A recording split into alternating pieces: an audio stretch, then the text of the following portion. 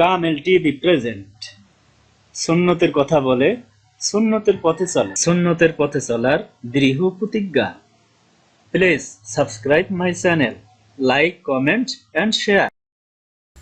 আসসালামু আলাইকুম ওয়া রাহমাতুল্লাহি ওয়া বারাকাতুহু।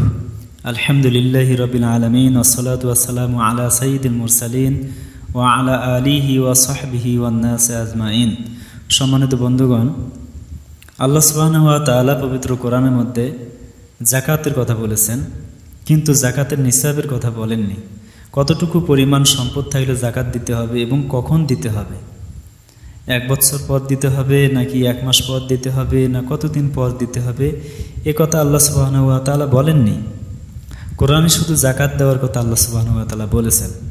সোনা কতটুকু হলে দিতে হবে, রূপা কতটুকু হলে দিতে হবে, উট কয়টি থাকলে দিতে হবে, গরু কয়টি থাকলে দিতে হবে, ফল ফসল কতগুলো হলে দিতে হবে, এরকম আল্লাহ সুবহানাহু ওয়া তাআলা ডিটেলসভাবে বিস্তারিতভাবে কিছু বলেননি, শুধু আদেশ করেছেন।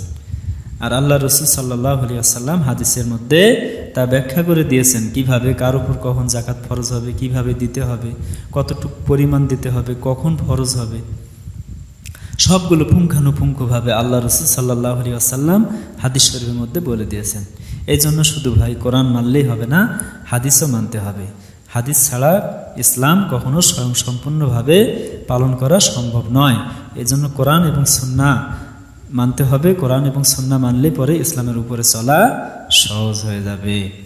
আল্লাহ সুবহানাহু ওয়া তাআলা পবিত্র কোরআনের মধ্যে যাকাত সম্পর্কে সূরা বাকারা, সূরা আল বাকারা 110 নম্বর আয়াতের মধ্যে আল্লাহ সুবহানাহু ওয়া তাআলা বলতেছেন, আউযু বিল্লাহি মিনাশ শাইতানির রাজীম, বিসমিল্লাহির রহমানির রহিম, ওয়া আকিমুস সালাতা ওয়া আতুজ যাকাহ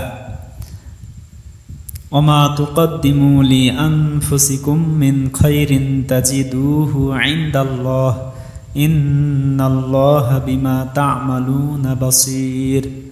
মহান আল্লাহ তাআলা বলেন, তোমরা নামাজ প্রতিষ্ঠা করো এবং যাকাত দাও। তোমরা নিজের জন্য পূর্বে যে সৎকর্ম প্রেরণ করবে তা আল্লাহ তাআলার কাছে পাবে। তোমরা যা কিছু করো নিশ্চয়ই আল্লাহ তাআলা তা প্রত্যক্ষ করেন। তাহলে এখানে আল্লাহ সুবহানাহু ওয়া তাআলা শুধু নামাজের এবং যাকাতের নির্দেশ দিয়েছেন, কিন্তু যাকাত কিভাবে আদায় করতে হবে এ পূর্ণাঙ্গ বিস্তারিত ব্যাখ্যা আল্লাহ সুবহানাহু ওয়া তাআলা পবিত্র কোরআনের মধ্যে দেননি।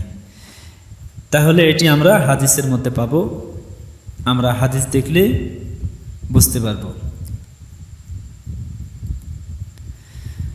সুনানে ইবনে মাজাহ, ইবনে মাজাহ শরীফের একটি হাদিস আপনাদের সামনে আমি উল্লেখ করব।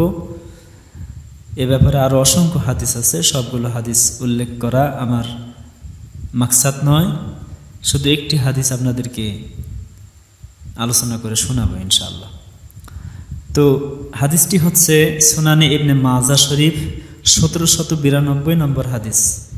এখানে বলা হচ্ছে, হাদ্দাসানা নাসরু ইবনু আলী জাহদমি হাদ্দাসানা সুজা ইবনুল ওয়ালিদ হাদ্দাসানা হারিসা ইবনে মুহাম্মদ আন আমরাহ আন আয়েশা রাদিয়াল্লাহু তাআলা আন ক্বালাত সামি'তু রাসূলুল্লাহি সাল্লাল্লাহু আলাইহি ওয়াসাল্লাম ইয়াকুলু লা যাকাতা ফি মালিন হাত্তা ইয়াহুলা আলাইহিল হাউল। আয়েশা রাদিয়াল্লাহু তাআলা আনহা থেকে হাদিসটি বর্ণিত। তিনি বলেন, রাসূলুল্লাহ সাল্লাল্লাহু আলাইহি ওয়াসাল্লাম ইরশাদ করেছেন, কোনো সম্পদের উপর যাকাত ফরজ হয় না যতক্ষণ না 1 বছর পূর্ণ হয়। তো উক্ত হাদিস থেকে আমরা জানতে পারলাম যে যাকাত ফরজ হওয়ার জন্য 1 বছর অতিবাহিত হওয়া শর্ত। 1 বছর যদি অতিবাহিত হয় তাহলে ওই মালের উপরে যাকাত ফরজ হবে। তো এ ব্যাপারে আরও অসংখ্য হাদিস রয়েছে, যেগুলো হাদিসের কিতাবের মধ্যে আছে, আপনারা দেখলেই পেয়ে যাবেন ইনশাআল্লাহ। তো আল্লাহ সুবহানাহু ওয়া তাআলা আমাদের সকলকে দ্বীনের সহি বুঝ দান করুন, কোরআন এবং সুন্নাহ মেনে চলার তৌফিক দান করুন, আমিন। আসসালামু আলাইকুম ওয়া রাহমাতুল্লাহি ওয়া বারাকাতুহু।